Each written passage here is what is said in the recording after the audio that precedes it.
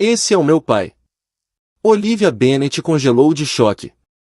A xícara de chá escorregou das suas mãos trêmulas e se estilhaçou no chão polido no exato momento em que ela reconheceu aquele rosto familiar numa fotografia pendurada com orgulho atrás da mesa do homem mais poderoso da máfia de Nova Orleans. Olivia tinha passado a infância inteira olhando para aquele mesmo rosto, guardado numa velha caixa de madeira cheia de fotografias que a mãe escondia debaixo da cama. Ela sempre acreditou que o pai tinha morrido num incêndio na garagem, quando ela tinha apenas 4 anos. Mas ali estava, no primeiro dia de trabalho como recepcionista de serviço na propriedade dos Caruso, o mesmo rosto, exposto entre as fotografias mais preciosas no escritório particular de Vincent Caruso. Antes que conseguisse se conter, as palavras escaparam num sussurro trêmulo. Senhor, por que o meu pai está nessa fotografia? A bandeja de prata tremia com violência em suas mãos, e a xícara de porcelana caiu, se espatifando no tapete. Vincent Caruso ergueu os olhos, devagar, dos documentos sobre a mesa. Olhou para a fotografia. Depois olhou para Olivia. Toda expressão desapareceu do rosto dele. Todos para fora, ordenou. A governanta, a secretária, os seguranças, toda a equipe deixou o escritório imediatamente. A porta pesada se fechou com um clique baixo. Agora restavam apenas 3 pessoas naquele quarto, Olivia Bennet, Vincent Caruso, e o homem que todos acreditavam estar morto havia 20 anos, ainda sorrindo, ali, na fotografia pendurada na parede. A chuva de outono tinha lavado as ruas de Nova Orleans, deixando os antigos carvalhos pingando e os portões de ferro da propriedade Caruso brilhando sob um céu pálido de manhã. Depois de quase 7 meses de candidaturas sem resposta, entrevistas humilhantes e cartas de recusa educadas, Olivia Bennet, de 24 anos, finalmente tinha conseguido um emprego. Olivia era uma jovem bonita, de corpo cheio, pele clara, olhos castanhos suaves e cabelos grossos, da cor de castanha, presos num coque discreto na nuca. Seu rosto arredondado normalmente carregava um calor tranquilo, mas naquela manhã o nervosismo apertava seus lábios e fazia os dedos tremerem dentro dos bolsos do uniforme preto simples. A propriedade Caruso não se parecia com nenhum outro lugar em que Olivia já tinha entrado. Uma mansão enorme, de pedra cor de creme, cercada por muros altos, câmeras de segurança, guardas armados e jardins tão perfeitamente cuidados que até as folhas caídas pareciam ter sido organizadas ali de propósito.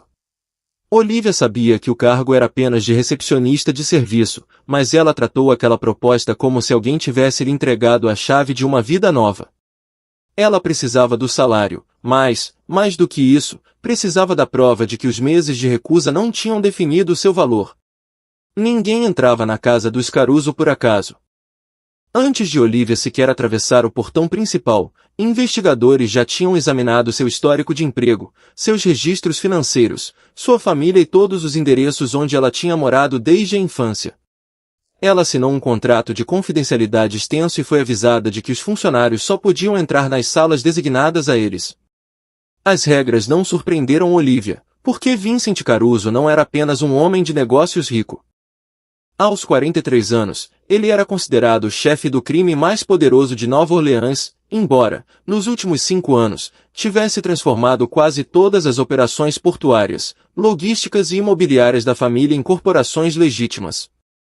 As pessoas o descreviam como frio, decidido e quase impossível de enganar.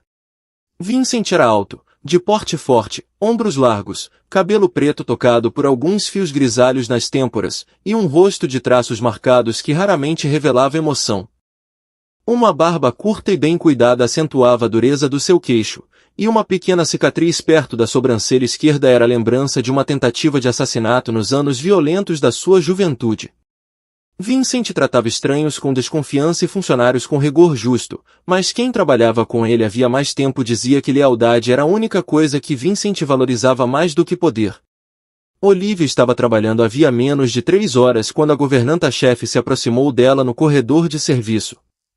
Helena Graves era uma mulher magra, de pouco mais de 50 anos, cabelo loiro prateado preso num coque severo, e uma postura tão reta que parecia esculpida em madeira polida. Helena administrava a casa dos Caruso havia quase 18 anos e falava com a precisão controlada de alguém que sobrevivia anotando tudo e comentando muito pouco. Helena colocou uma bandeja de prata nas mãos de Olivia, conferiu a posição do bule de café e ajustou um dos guardanapos brancos por menos de 1 centímetro. O Sr. Caruso está trabalhando no escritório particular, disse Helena. Coloque a bandeja na mesa ao lado da mesa dele e saia imediatamente. Não olhe para os papéis dele, não toque em nada, e não tente puxar conversa. Olivia balançou a cabeça rapidamente, com medo de que até a própria respiração fosse julgada alta demais. Helena a observou por mais um instante antes de acrescentar. Ele percebe hesitação. Entre com calma, cumpra sua tarefa, e saia. O corredor que levava ao escritório de Vincent ficava mais silencioso a cada passo.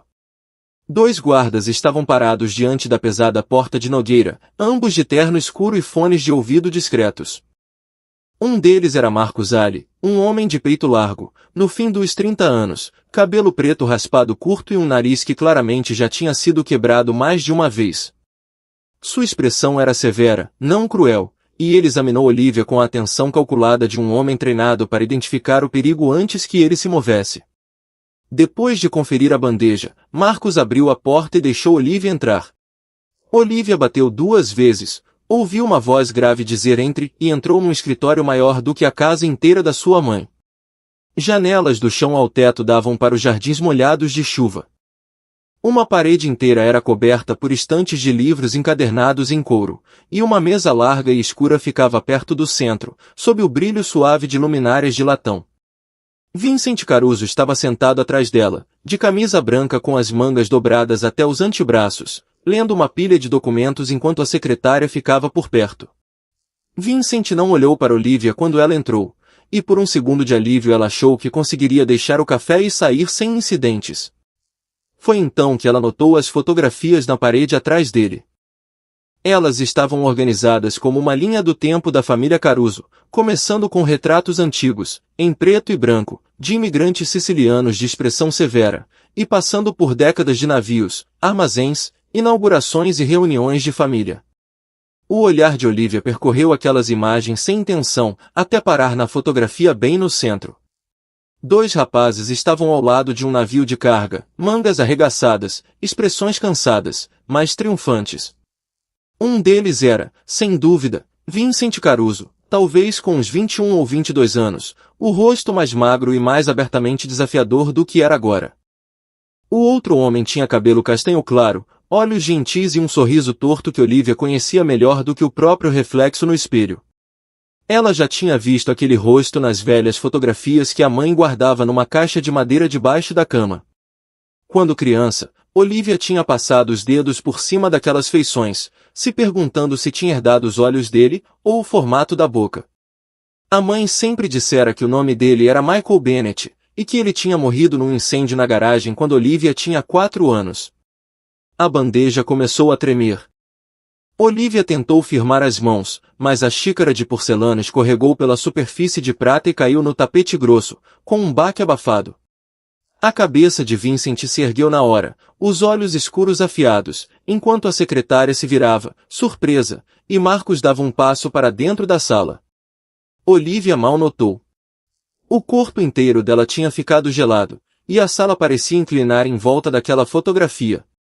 Ela fitou o homem ao lado do jovem Vincent, procurando alguma diferença que provasse que ela estava enganada. Mas não havia nenhuma. A mesma pequena ruga ao lado da boca aparecia em toda a fotografia que sua mãe tinha guardado por 20 anos. Senhor? Ela sussurrou, embora a palavra quase não saísse da garganta. A expressão de Vincent mudou quando ele seguiu o olhar dela até a parede. Olivia ergueu uma mão trêmula em direção à fotografia e perguntou. Senhor, por que o meu pai está nessa fotografia? O silêncio tomou conta do escritório. Vincent não respondeu de imediato, e aquela hesitação assustou Olivia mais do que qualquer raiva assustaria. Ele estudou o rosto dela com uma concentração perturbadora, como se estivesse comparando os traços dela a uma lembrança enterrada há muito tempo. Então Vincent apertou um botão no interfone ao lado da mesa. Todos para fora, ordenou. A secretária, uma mulher morena e composta, na casa dos 40 anos, recolheu seus papéis sem fazer perguntas. Helena Graves apareceu na porta, Viu a xícara quebrada e pareceu pronta para intervir, mas Vincent repetiu a ordem. Marcus fechou a porta atrás deles, deixando Olivia sozinha com o homem mais temido de Nova Orleans, e com a imagem do pai que ela chorava desde a infância. Vincent se levantou devagar da cadeira. "Qual é o seu nome?" perguntou. "Olivia Bennet", ela respondeu. O maxilar de Vincent se contraiu, quase imperceptível.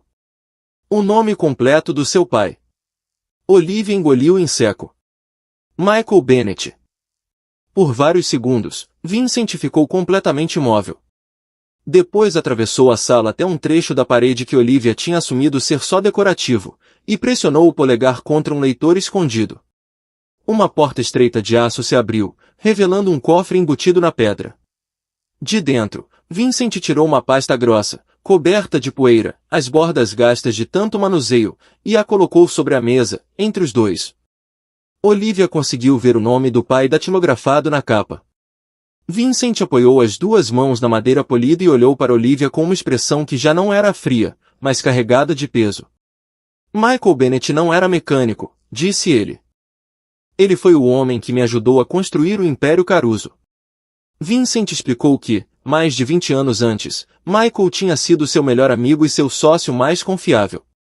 Durante o conflito brutal entre famílias rivais, Michael tinha desenhado uma rede de transporte oculta que mantinha as cargas dos Caruso em movimento enquanto estradas, docas e armazéns eram vigiados. Michael tinha salvado a vida de Vincent mais de uma vez, não com uma arma, mas com inteligência, paciência e lealdade absoluta. Depois, sem aviso, Michael desapareceu.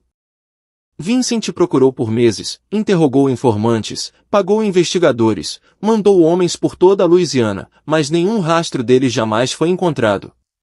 Com o tempo, até Vincent foi forçado a aceitar que Michael estava morto.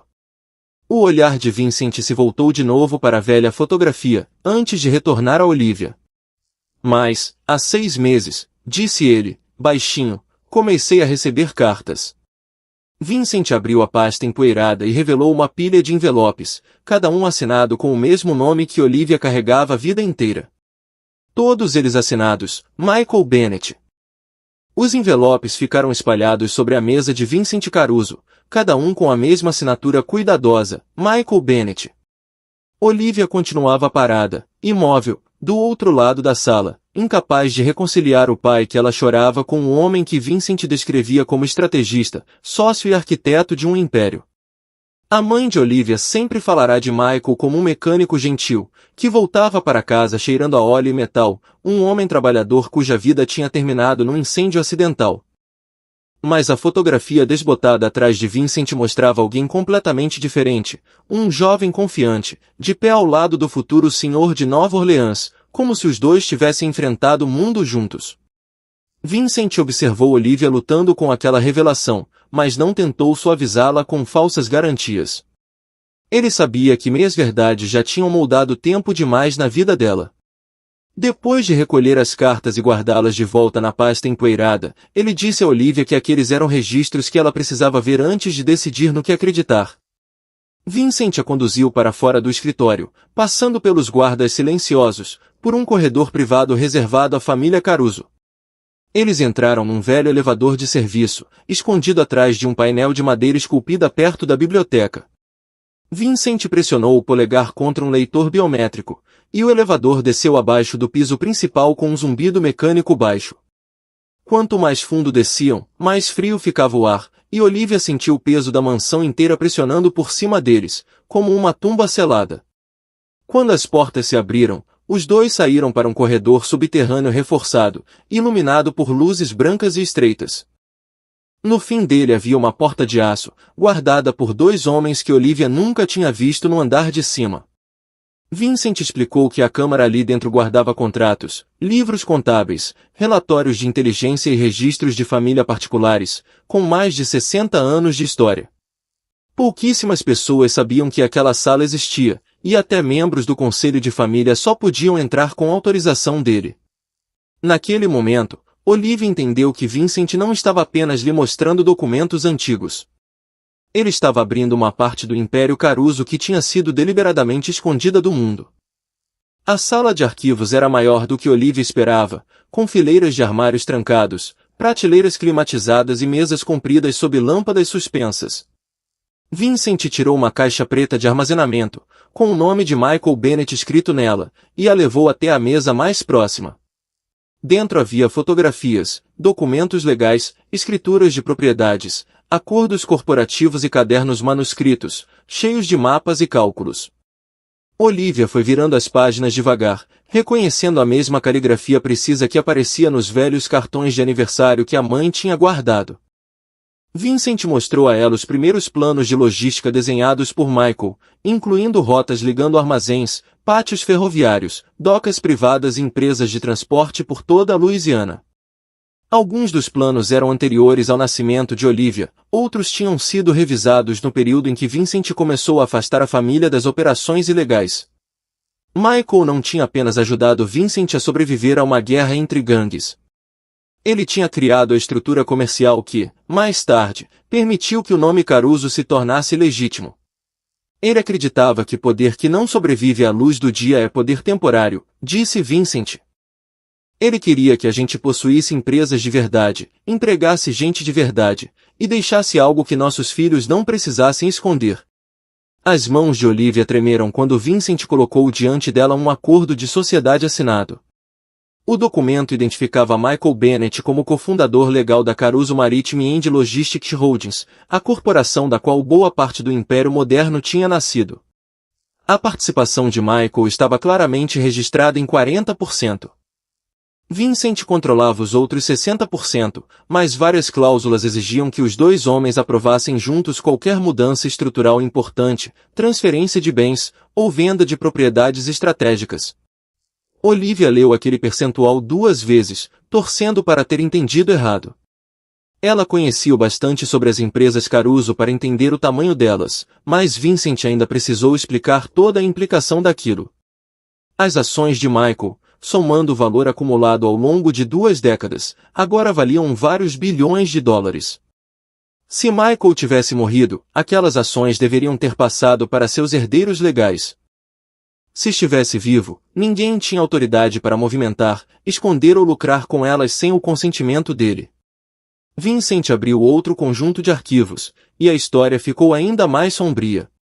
Os lucros de 20 anos gerados pela participação de Michael não tinham simplesmente desaparecido dos livros contábeis. Tinham sido redirecionados através de contratos de consultoria, empresas de fachada, grupos de investimento no exterior e imobiliárias que existiam só no papel.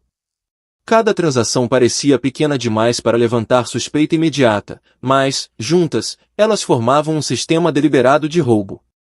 Algumas empresas estavam registradas em Delaware, outras no Panamá, nas Ilhas Caimã e em várias jurisdições europeias onde, antigamente, os registros de propriedade eram difíceis de rastrear. Vincent admitiu que acreditava que os bens de Michael estavam sendo preservados em contas protegidas, enquanto advogados tentavam definir se ele estava legalmente morto. Os papéis tinham selos e assinaturas válidos, e as transferências tinham sido aprovadas por pessoas em quem Vincent confiava. Só depois de receber as cartas recentes é que ele ordenou uma revisão forense completa. Essa investigação revelou que alguém tinha passado 20 anos, aos poucos, drenando a fortuna de um homem desaparecido. A porta de aço se abriu, e o chefe de investigações de Vincent entrou, carregando uma maleta de couro e um tablet. Daniel Mercer tinha 48 anos, era magro, alto, cabelo grisalho cortado curto, uma cicatriz fina no queixo, e olhos azuis atentos que pareciam avaliar cada pessoa antes de falar. Ele já tinha sido analista federal de crimes financeiros, mas depois de expor corrupção dentro da própria unidade, foi forçado a se aposentar em circunstâncias que Vincent considerava suspeitas. Aquela traição tinha deixado Daniel cauteloso, metódico e profundamente intolerante a explicações convenientes demais. Daniel trabalhava para Vincent havia 9 anos e era um dos poucos homens de confiança para investigar até membros do conselho de família. Daniel cumprimentou Olivia com um aceno respeitoso, mas sua expressão não revelou nenhuma surpresa por ela estar ali. Vincent já tinha ordenado que nada relacionado a Michael Bennett fosse escondido dela. Daniel espalhou uma série de organogramas de propriedade sobre a mesa. Explicou que sua equipe tinha rastreado os lucros roubados através de dezenas de empresas de fachada, contratos falsos de consultoria e fundos privados. Vários caminhos terminavam em intermediários, mas 3 rotas financeiras separadas convergiam para o mesmo beneficiário. Daniel bateu o dedo no centro do diagrama, onde um nome aparecia dentro de um círculo vermelho. Anthony Russo. Olivia já tinha ouvido aquele nome antes, mas só em reportagens sobre eventos beneficentes, investimentos portuários e doações políticas. Anthony tinha 55 anos, era alto, de ombros largos, cabelo prateado, pele morena, e uma barba impecavelmente aparada que lhe dava a aparência polida de um diplomata europeu. Falava baixo, se vestia de forma conservadora, e tinha construído a reputação de resolver conflitos sem nunca levantar a voz.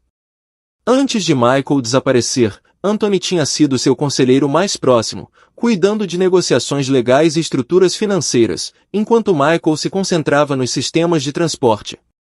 Depois do desaparecimento, Anthony subiu firme na hierarquia dos Caruso, até se tornar o membro mais influente do conselho de família. E, mais preocupante ainda, ele tinha se tornado o conselheiro de maior confiança de Vincent, justamente nos anos em que a dor e a guerra tinham deixado Vincent desconfiado de quase todo mundo. Olivia olhou para Vincent e viu passar por seu rosto algo mais frio do que raiva. Anthony tinha comparecido a funerais da família, negociado acordos de paz, e ficado ao lado de Vincent em cada etapa importante da legalização do império. Repetidas vezes, ele tinha falado de Michael com respeito, às vezes até o chamando de irmão. Vincent admitiu que Anthony tinha sido o primeiro a sugerir que Michael tivesse sido assassinado por uma organização rival. Ele também tinha supervisionado a busca, escolhido os investigadores e cuidado da proteção legal das ações de Michael. Todo o sistema que deveria ter defendido os interesses de Michael estava, portanto, controlado pela mesma pessoa que, no fim, se beneficiava do desaparecimento dele. Daniel avisou que a evidência financeira era forte, mas ainda não era suficiente para explicar o que tinha acontecido com o próprio Michael. As cartas sugeriam que ele estava vivo, mas nenhuma trazia endereço de retorno, telefone ou localização. Cada uma tinha sido postada de uma cidade diferente. Daniel colocou o tablet sobre a mesa e abriu uma pasta de imagens de vigilância. Seus investigadores tinham conseguido imagens de câmeras de correios e centros de postagem ligados aos envelopes. As fotos eram granuladas, e várias mostravam apenas um homem de perfil, com boné ou capuz. Ele parecia ter uns 60 e poucos anos, magro, levemente curvado, cabelo branco, e um rosto castigado, marcado por rugas profundas. Olivia o fitou, procurando o rapaz da fotografia, mas 20 anos de idade e sofrimento tinham mudado quase tudo. Ela não conseguia dizer, honestamente, que reconhecia o nariz dele, a boca, o formato dos olhos. Então Daniel reproduziu um pequeno vídeo. O homem idoso estava perto de um balcão, esperando para comprar selo, e, enquanto o atendente examinava um envelope, ele levantou 2 dedos até a têmpora direita, e os manteve ali por vários segundos. Olivia parou de respirar. Ela já tinha visto aquele gesto milhares de vezes, mas nunca vindo do pai. Era a mãe que fazia isso sempre que se concentrava, especialmente quando calculava contas, tentava lembrar um nome esquecido, ou decidia se contava algo doloroso. Quando criança, Olivia tinha copiado aquele hábito sem entender de onde ele vinha. Ela assistiu ao vídeo de novo e sentiu uma certeza terrível se instalar dentro dela. Vincent notou a mudança na expressão de Olivia e perguntou o que ela tinha visto. Olivia explicou o gesto, a voz quase um sussurro. Daniel perguntou na hora se a mãe de Michael, a esposa dele, já tinha mencionado receber alguma comunicação secreta, mas Olivia não soube responder. Ela percebeu que quase tudo o que sabia sobre o pai vinha de uma mulher que agora se provava ter escondido, no mínimo, parte da verdade. Vincent fechou a pasta e disse a Olivia que ela devia ir para casa. Ele não ordenou que ela interrogasse a mãe, nem sugeriu ameaças ou pressão. Apenas disse que uma mulher só conseguiria carregar uma mentira por 20 anos se acreditasse que a verdade era mais perigosa. Olivia perguntou se ele achava que a mãe dela tinha sabido, o tempo todo, que Michael estava vivo. Vincent respondeu que não sabia, mas que a resposta não podia mais esperar. Ele imprimiu uma das imagens de vigilância mais nítidas e a colocou dentro de um envelope, junto com uma cópia da velha fotografia do escritório. Antes de Olivia sair, Vincent avisou para não ligar para ninguém, não mencionar o nome de Anthony Russo, e não falar sobre o que tinha visto com qualquer pessoa além da própria mãe, até que entendessem quem controlava Michael, e por quê. Até uma mensagem descuidada poderia colocar as duas mulheres em perigo. Naquela noite, Olivia dirigiu por ruas escurecidas pela chuva, até a casa modesta onde tinha crescido. Sua mãe, Margaret Bennet, tinha 52 anos. Era uma mulher pequena, de pele clara, cabelo ruivo acobreado já desbotado, olhos verdes cansados, e mãos ásperas de décadas de costura. Sempre parecerá gentil, mas ansiosa, do tipo que checava as fechaduras 2 vezes e mantinha as cortinas fechadas depois do pôr do sol. Olivia sempre acreditou que aqueles hábitos vinham do luto e das dificuldades financeiras. Agora, pareciam medo. Margaret estava preparando o chá quando Olivia entrou, mas assim que viu o rosto da filha, pousou a chaleira sem dizer nada. Olivia tirou as 2 fotografias do envelope e as colocou sobre a mesa da cozinha. Margaret olhou primeiro para a foto antiga de Michael ao lado de Vincent Caruso. A cor sumiu do rosto dela. Os dedos foram, automaticamente, até a têmpora, tocando o mesmo ponto que o homem idoso tinha tocado no vídeo. Depois, Olivia mostrou a imagem de vigilância. Por um longo tempo, Margaret ficou em silêncio, os lábios tremendo, os olhos se enchendo de lágrimas. Ela cobriu a boca com as 2 mãos, mas o soluço escapou de qualquer jeito. Olivia quis exigir respostas, mas ver a mãe desabar naquela cadeira a fez parar. Fosse qual fosse o segredo que Margaret carregava, ele não a tinha protegido da dor. Tinha, isso sim, a aprisionado dentro dela. Mãe, disse Olivia, sentando-se de frente para ela. Pigarreia, eu preciso da verdade. Margaret baixou as mãos e olhou para a filha que havia passado 2 décadas tentando proteger. O rosto dela pareceu envelhecer sob a luz da cozinha, enquanto a força escorria dos ombros. Ela tocou a fotografia de Michael com um dedo trêmulo e começou a chorar abertamente. Quando finalmente falou, as palavras saíram quebradas de culpa e terror. O seu pai, sussurrou ela, o seu pai nunca morreu. Margaret Bennet continuou sentada à mesa da cozinha, fitando as 2 fotografias como se elas tivessem arrancado uma porta que ela passará 20 anos tentando manter selada. A chuva batia de leve nas janelas, mas, dentro daquela casa pequena, o silêncio pesava mais do que qualquer tempestade. Olivia observou as mãos da mãe tremendo em volta da borda da mesa, e percebeu que o medo tinha moldado quase todo o hábito daquela mulher que a criou. As portas trancadas, as cortinas fechadas, a recusa em falar sobre Michael, os olhares nervosos toda vez que um carro desconhecido diminuía a velocidade lá fora, nada disso era comportamento de uma viúva enlutada. Era o instinto de alguém que acreditava, até hoje, estar sendo vigiada. Olivia queria sentir raiva, e uma parte dela sentia. Mas a expressão no rosto de Margaret não era a de uma mentirosa flagrada.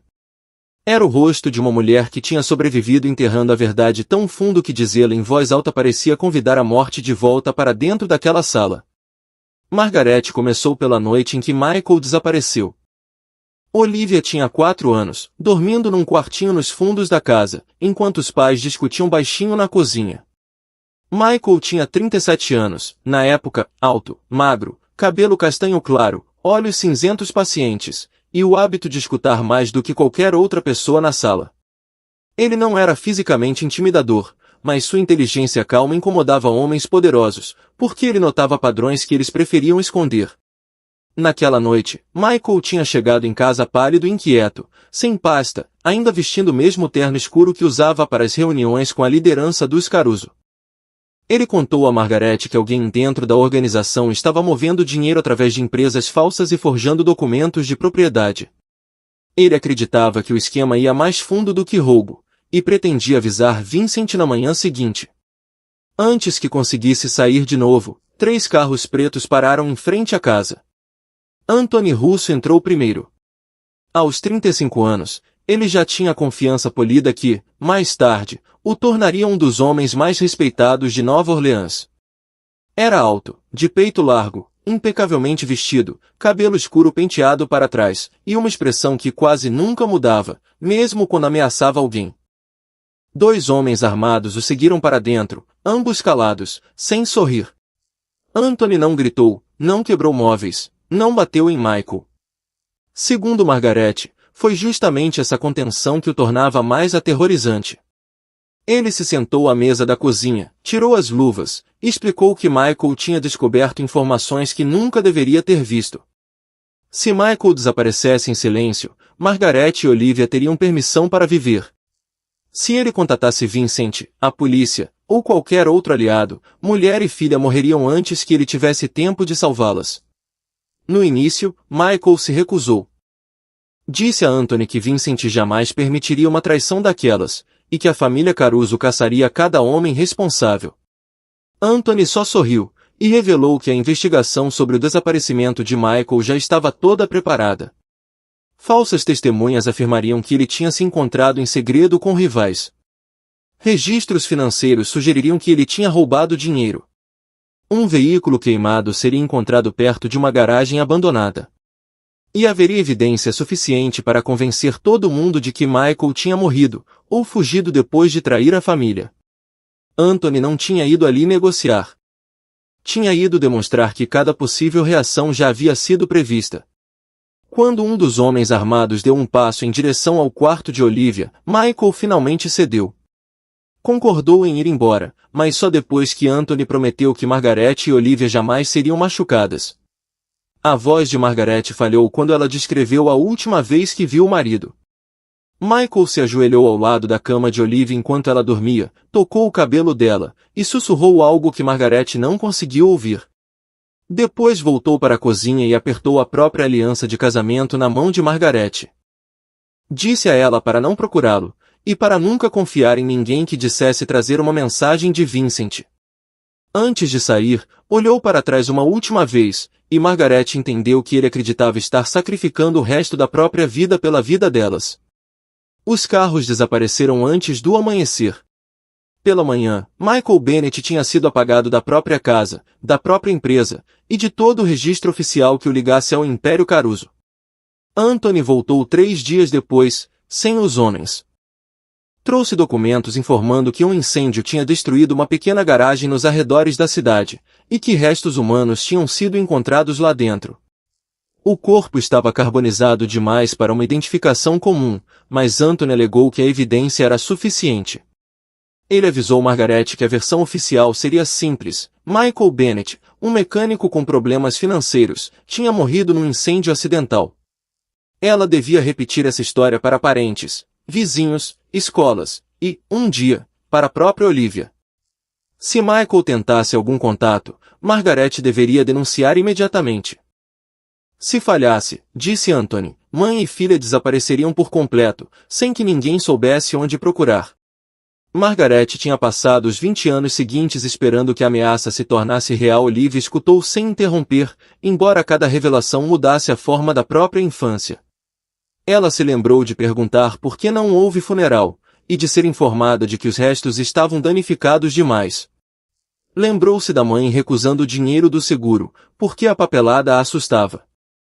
E, mais doloroso ainda, lembrou-se das noites em que Margaret sentava ao lado da sua cama e descrevia Michael como um mecânico gentil, que adorava motores e cafés da manhã de domingo. Nenhuma daquelas lembranças era totalmente falsa. Michael, jovem, tinha consertado carros de fato, e amava a filha de verdade. Mas Margaret tinha reduzido uma vida extraordinária a uma história inofensiva, porque homens inofensivos não atraem inimigos. Quando Olivia finalmente perguntou se Michael algum dia tinha tentado contato, Margaret balançou a cabeça. Nenhuma vez, em 20 anos, ela tinha recebido uma ligação, uma carta, um sinal sequer. Acreditava, ou que ele estava morto, ou que tinha permanecido em silêncio para mantê-las seguras. Até a meia-noite, Vincent já sabia de tudo que Margaret tinha confessado. Olivia ligou para ele da cozinha, usando o número seguro que ele lhe dera, e Vincent escutou sem interromper. Em 1 hora, Daniel Mercer já estava reconstruindo os movimentos de Anthony Russo nos meses antes do desaparecimento de Michael. A investigação se ampliou, para além dos lucros roubados, incluindo compras de propriedades, nomeações legais, contas no exterior e comunicações com autoridades públicas. Vincent autorizou o acesso a registros de família selados e arquivos financeiros antigos que ninguém tinha revisado havia décadas. O que surgiu não foi um crime improvisado depois do desaparecimento de Michael. Foi um plano construído com paciência, com antecedência. Semanas antes, Anthony já tinha criado empresas de fachada, contratado advogados sob procurações falsas, aberto contas no exterior por meio de intermediários, e subornado autoridades capazes de validar documentos fraudulentos. Vários juízes tinham aprovado transferências de propriedade sem a devida revisão. Um ex-capitão de polícia tinha enterrado perguntas sobre o veículo queimado. 2 contadores tinham certificado assinaturas forjadas, enquanto um médico particular tinha fornecido laudos completos sobre o suposto estado mental de Michael. Algumas dessas pessoas já tinham morrido, mas outras continuavam vivas, desfrutando de uma riqueza que os próprios salários jamais poderiam explicar. Daniel rastreou um pagamento até um ex-funcionário aposentado, atualmente internado numa clínica de repouso nos arredores de Baton Rouge. Depois de confrontado com os registros originais de transferência, o homem admitiu que Anthony tinha ordenado que ele registrasse uma propriedade remota sob o nome de uma empresa fictícia. A propriedade ficava no meio dos pântanos da Louisiana, acessível só por uma estrada estreita e um cais particular. Oficialmente, pertencia a uma empresa que nunca tinha operado. Na realidade, guardas, entregas de comida, suprimentos médicos e pagamentos de manutenção eram enviados para lá havia quase 20 anos. Imagens de satélite revelaram uma cabana de madeira escondida entre ciprestes e águas escuras. A construção ficava erguida sobre fundações elevadas acima do pântano, cercada por juncos densos e quilômetros de terreno difícil. A equipe de Daniel identificou guardas que se revezavam, todos ligados à rede de segurança particular de Anthony. Um ex-funcionário, assustado pela investigação financeira, finalmente confirmou que um homem mais velho estava mantido ali sob vigilância constante. O prisioneiro tinha permissão para caminhar do lado de fora, ler jornais e ocasionalmente viajar sob escolta, mas nunca tinha autorização para se aproximar de um telefone ou falar livremente com estranhos. Anthony não tinha matado Michael porque ainda precisava das assinaturas e do conhecimento técnico dele para manter o controle sobre certos bens. A morte de Michael abriria disputas de herança e atenção legal indesejada. Um prisioneiro vivo, isolado, e com medo pela própria família, era muito mais útil.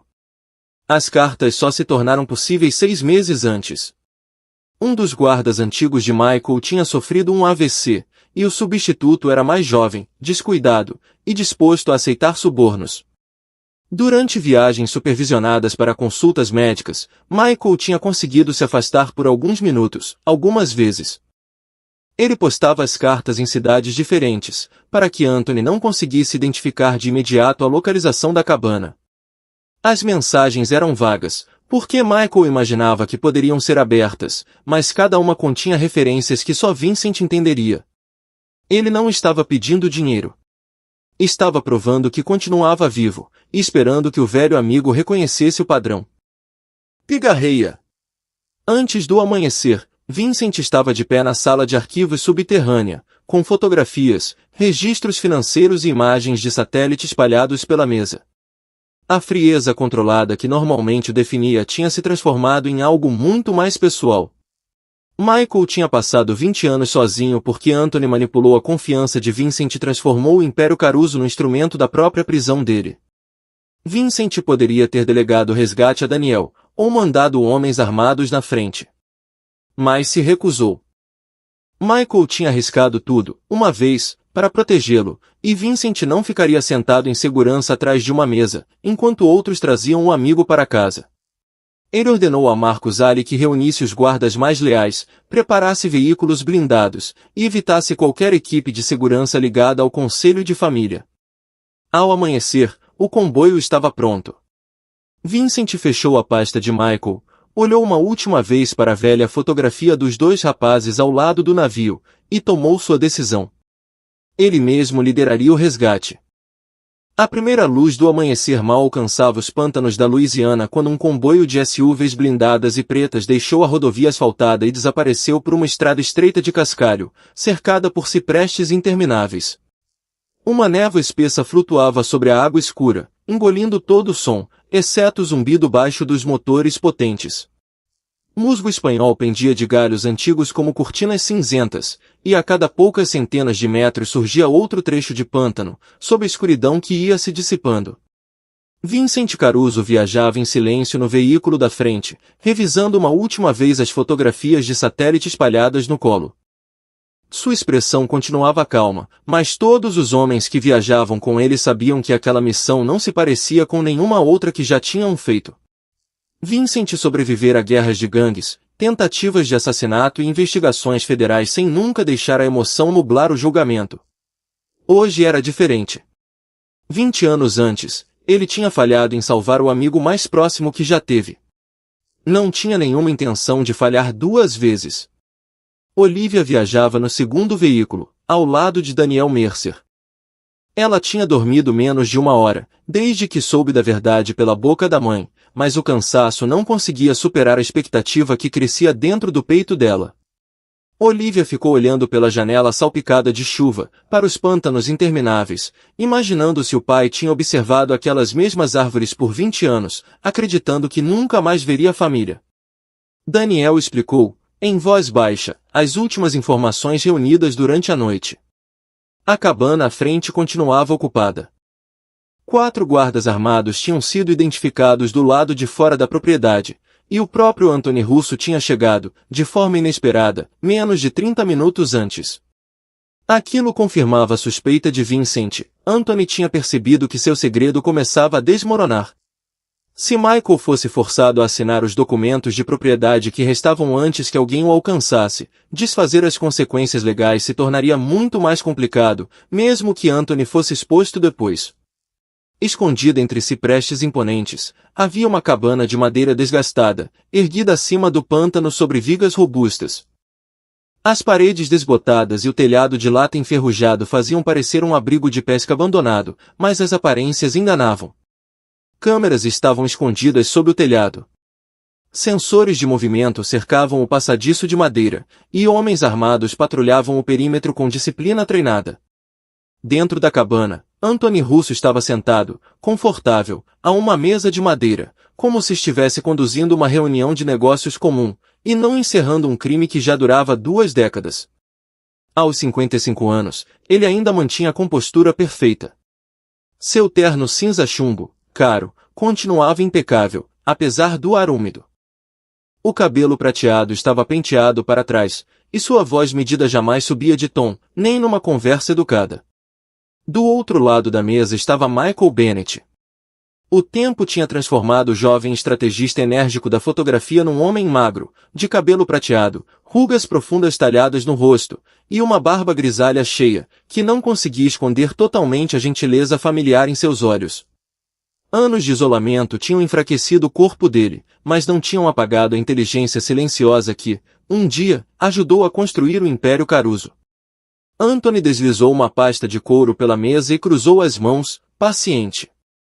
Falou com a confiança de quem acreditava que já tinha controlado todo o resultado possível. Explicou que pretendia se aposentar dos negócios públicos dentro de 1 ano, e queria resolver, de uma vez por todas, toda a questão pendente de propriedade antes de deixar o conselho de família. Os documentos transferiam todos os direitos restantes ligados às ações, fundos e poder de voto de Michael Bennett para corporações que Anthony controlava em segredo.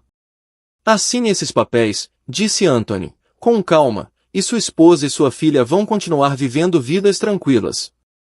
Recuse, e depois de 20 anos de proteção, acidentes finalmente podem começar a acontecer com as pessoas que você ama. Michael fitou os papéis sem alcançar a caneta. Já tinha suportado incontáveis ameaças ao longo dos anos, mas ouvir Anthony mencionar o nome de Olivia mais uma vez lembrou a ele que seu silêncio nunca tinha sido sobre medo por si mesmo. Sempre tinha sido sobre proteger a própria família.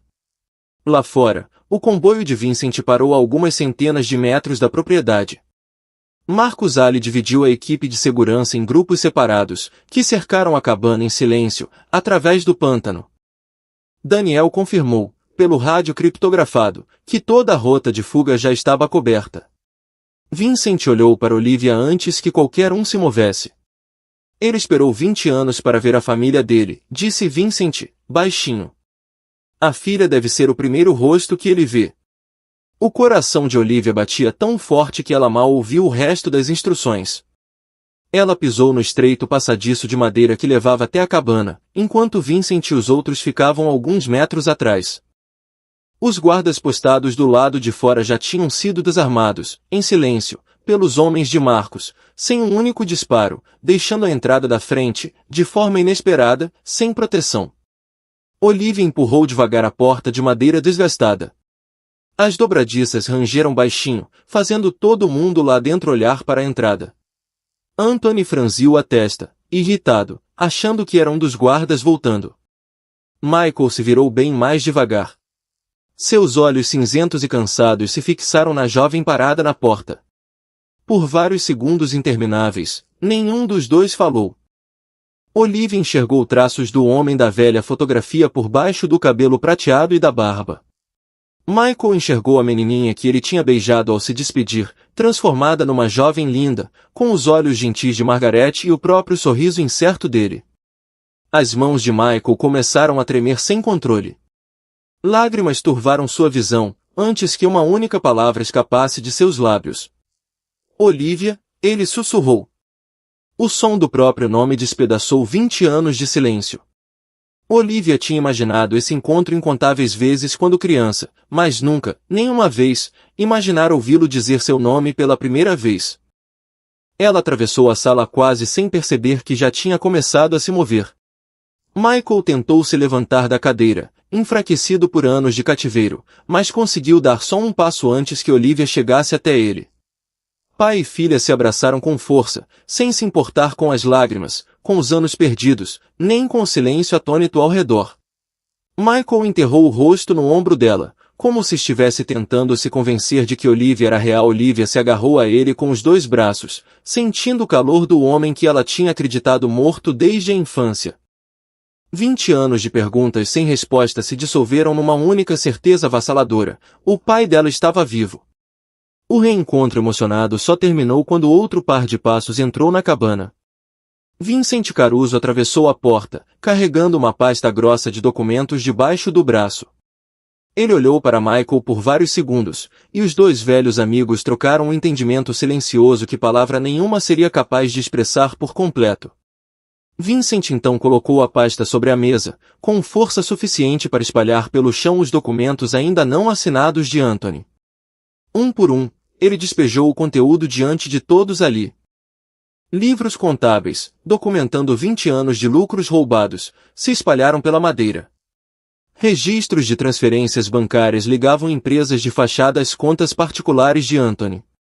Listas de empresas fraudulentas apareciam ao lado de registros de fundos no exterior. Cópias de pagamentos de suborno a autoridades corruptas cobriam outra parte da mesa. Por fim, Vincent colocou, por cima de toda aquela pilha crescente, cada carta que Michael tinha postado, em segredo, nos últimos 6 meses. Sua mentira de 20 anos acabou, disse Vincent, calmo. Agora, cada mentira tem uma prova. A expressão de Anthony endureceu pela primeira vez em anos, mas, de forma notável, ele não entrou em pânico. Em vez disso, colocou a mão no bolso do paletó, com calma, tirou o celular e discou para o próprio advogado. Falou com total confiança, insistindo que qualquer disputa sobre propriedade poderia ser resolvida em processo civil. Argumentou que Vincent tinha invadido propriedade privada de forma ilegal e interferido em negociações contratuais legítimas. Anthony acreditava que riqueza, influência e décadas de proteção legal cuidadosamente construída, mais uma vez, iriam protegê-lo de qualquer consequência. A compostura dele durou só mais alguns segundos. O som de hélices de helicóptero ecoou de repente sobre o pântano. Instantes depois, dezenas de veículos surgiram de estradas de acesso escondidas ao redor da propriedade. Homens e mulheres, vestidos com equipamento tático escuro, avançaram em direção à cabana com precisão disciplinada, cada um exibindo letras amarelas brilhantes no colete de proteção. A agente à frente entrou pela porta segurando um mandado federal de prisão. A agente especial Rebecca Collins, supervisora do FBI de 46 anos, cabelo loiro curto, olhos verdes penetrantes, e a autoridade tranquila conquistada em décadas desmantelando redes de crime organizado por toda a costa do Golfo, tinha passado meses coordenando em segredo com os investigadores de Vincent. Enquanto Anthony acreditava ter manipulado toda a instituição ao seu redor, Vincent, discretamente, tinha entregado evidências financeiras, depoimentos de testemunhas e informações confidenciais diretamente aos promotores federais. Rebecca leu as acusações uma a uma: conspiração, sequestro, fraude, crime organizado, suborno, lavagem de dinheiro e cárcere privado. O celular de Anthony escorregou devagar da sua mão, enquanto os agentes o algemavam sem qualquer resistência. Ao redor da cabana, todos os cúmplices restantes foram presos ao mesmo tempo. Depois de 20 anos de mentiras cuidadosamente enterradas, contas escondidas e vidas roubadas, a conspiração que tinha apagado Michael Bennett da história finalmente desabou sob o peso da verdade. O sol da manhã se espalhou por Nova Orleans, com um brilho que parecia quase estranho, depois de semanas de verdades escondidas, noites sem sono e memórias há muito esquecidas. A notícia da prisão de Anthony Russo correu por círculos jurídicos, instituições financeiras e escritórios do governo mais rápido do que qualquer um esperava. Investigadores federais continuaram recolhendo provas de empresas de fachada, enquanto contadores trabalhavam sem parar para desembaraçar 2 décadas de transações fraudulentas. Mas dentro da propriedade Caruso, o clima era, surpreendentemente, tranquilo. Não houve celebrações, nem exibições extravagantes de vitória, nem discursos proclamando o triunfo. Vincent Caruso entendia que recuperar uma história roubada exigia mais do que derrotar um criminoso. Exigia restaurar a dignidade do homem cujo nome tinha sido deliberadamente apagado dela.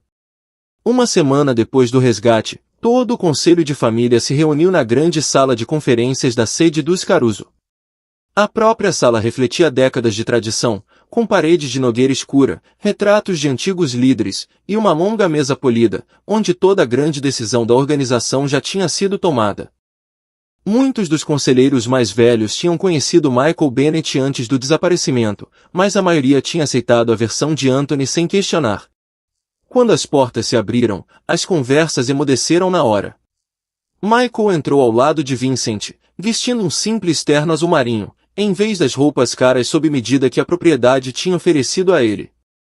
O cabelo prateado estava parado, a barba bem cuidada, e, embora os anos de cativeiro continuassem visíveis nas linhas do rosto, havia, de novo, uma confiança tranquila na postura dele.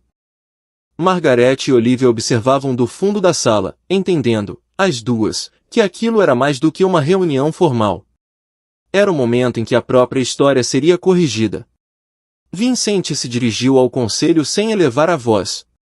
Apresentou as descobertas do FBI, registros financeiros, depoimentos de testemunhas, relatórios contábeis forenses e cartas autenticadas, provando que Michael jamais tinha abandonado a organização Caruso. Cada documento demonstrava que Anthony Russo tinha orquestrado o desaparecimento de Michael, escondido sua sobrevivência, e desviado sistematicamente os lucros que pertenciam à participação legal dele. Ninguém tentou contestar as provas.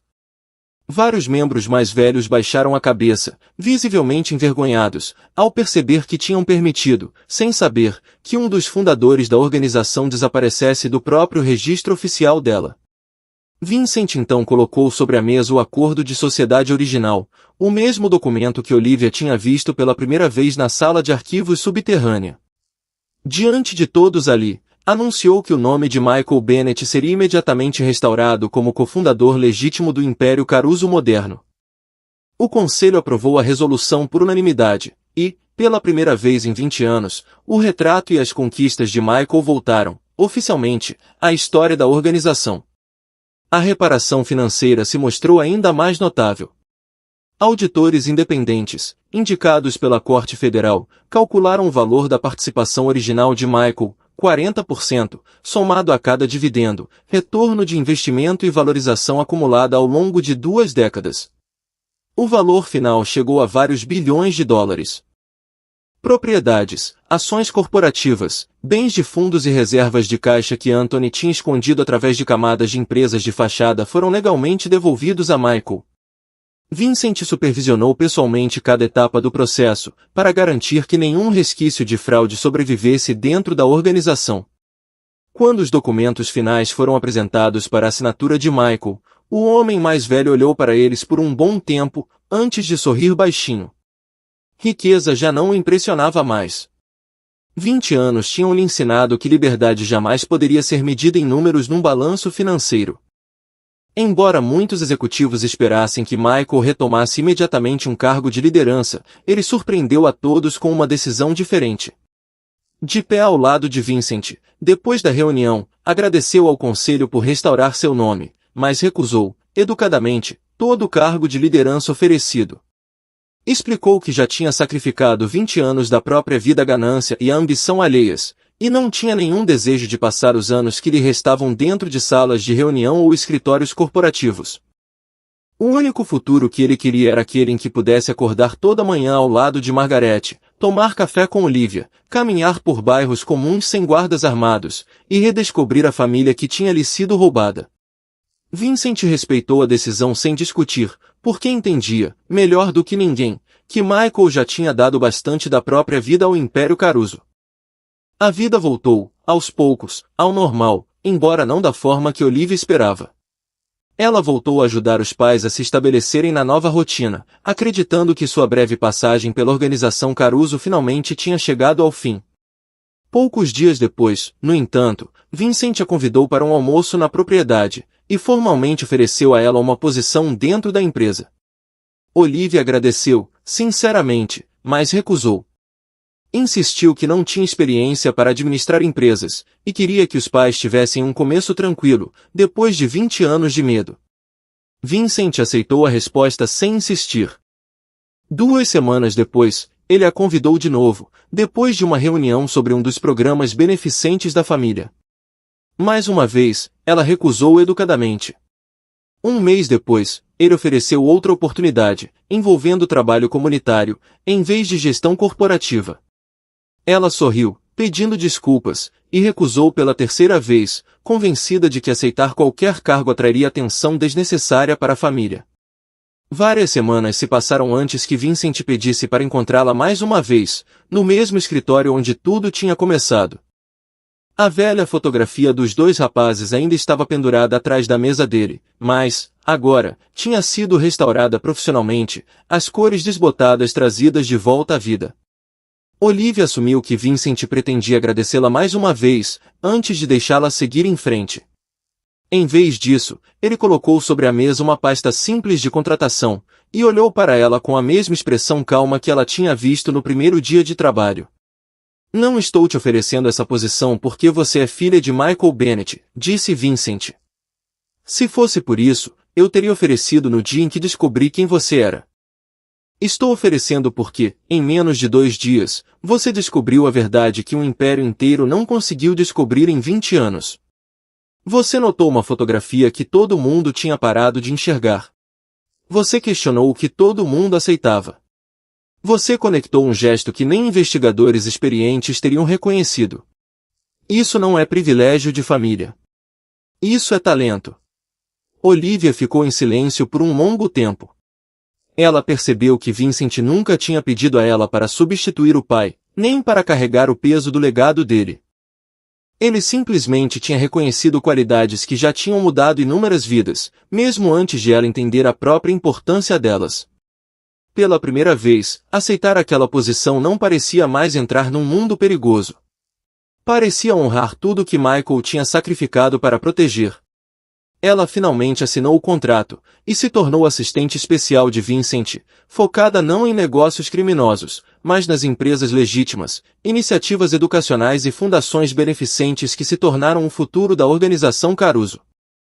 Seu trabalho a colocava, com frequência, em contato com famílias reconstruindo a própria vida depois da violência, da corrupção ou da exploração financeira. E cada projeto bem-sucedido a lembrava de que o poder podia ser usado tanto para reconstruir quanto para destruir. 1 ano depois, o grande salão de festas da sede dos Caruso recebeu um encontro muito diferente das reuniões que, um dia, decidiram território e influência. Líderes comunitários, representantes federais, juízes, jornalistas e organizações sem fins lucrativos se reuniram para testemunhar o lançamento da Fundação Michael Bennett. De pé, juntos, no palco, Vincent e Michael anunciaram que a fundação ofereceria assistência financeira, apoio habitacional, aconselhamento, educação e oportunidades de carreira para famílias de testemunhas protegidas e de pessoas que tinham arriscado tudo para expor o crime organizado. Michael insistiu que gente demais tinha ficado calada, com medo de perder a própria família, a própria casa, o próprio futuro. Se alguém decidisse contar a verdade, jamais deveria precisar enfrentar essa decisão sozinho de novo. Olivia aceitou o papel de supervisionar boa parte dos programas comunitários da Fundação, determinada a transformar o sofrimento da própria família em esperança para outras pessoas. Mais tarde, naquela noite, depois que os convidados foram embora, Vincent voltou ao escritório. A fotografia familiar dos dois jovens sonhadores, de pé ao lado de um velho navio de carga, ainda ocupava seu lugar na parede, preservando o início de uma amizade que sobreviveu à traição, ao cativeiro, e a 20 anos de silêncio. Ao lado dela, agora, havia um segundo quadro, recém-colocado, mas igualmente significativo. Na nova fotografia, Vincent Caruso, Michael Bennett e Olivia Bennett sorriam juntos sob um céu claro de outono, sem nenhum daqueles olhares desconfiados que, um dia, definiram a vida de todos eles. Vincent parou diante das duas fotografias, entendendo que a segunda imagem não substituía a primeira. Ela a completava. Juntas, representavam muito mais do que o reencontro de um pai e uma filha, ou a restauração de um sócio de negócios. Elas eram a prova duradoura de que a lealdade pode ser traída, a história pode ser reescrita, e a verdade pode ficar enterrada por anos, mas, mais cedo ou mais tarde, se pessoas suficientes se recusarem a parar de procurar, a verdade sempre encontra o caminho de volta à luz. Às vezes, os milagres de Deus não chegam com trovões ou sinais impossíveis. Às vezes, eles chegam através de uma fotografia esquecida, de uma pergunta sem resposta, ou da coragem de continuar procurando a verdade quando todo mundo já desistiu. Michael perdeu 20 anos, mas nunca perdeu a esperança. Olivia perdeu o pai, mas nunca perdeu a chance de encontrá-lo de novo. A história deles nos lembra que, mesmo quando as mentiras parecem vencer por uma temporada, o tempo de Deus nunca chega atrasado. A verdade pode ficar enterrada, a lealdade pode ser traída, e a justiça pode demorar, mas o que é destinado a vir à luz nunca vai ficar escondido para sempre. Se essa história tocou o seu coração, deixe um comentário e conte para a gente de onde você está assistindo. Compartilhe esse vídeo com alguém que precisa se lembrar de que a esperança nunca está mesmo perdida. Não esqueça de curtir esse vídeo e se inscrever no canal, para mais histórias inspiradoras de fé, coragem e redenção. Que Deus abençoe você, proteja a sua família, encha o seu coração de paz, e guie os seus passos todos os dias. Obrigado por assistir, e nos vemos na próxima história.